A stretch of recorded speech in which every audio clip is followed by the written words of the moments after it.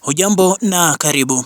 Leo tunaangazia eneo bunge la South Mugirango ndani ya kaunti ya Kisii, eneo linaloongozwa na mbunge Sylvanus Osoro. Katika shule ya Nyabine ndani ya sub-county ya Itago, wanafunzi na wazazi wanazidi kulalamikia hali potovu ya choo katika shule hiyo.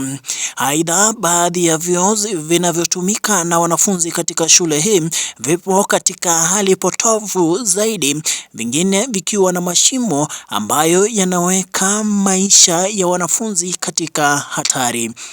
Aidha, wamelalamika na kumsihi kiongozi wao ama mwakilishi wa eneo hilo Mheshimiwa Sylvanus Osoro kuchukua hatua za haraka ili kukarabati ama kujenga vyoo vipya katika shule hiyo. Wametishia kufungwa kwa shule hiyo iwapo hilo halitafanikishwa.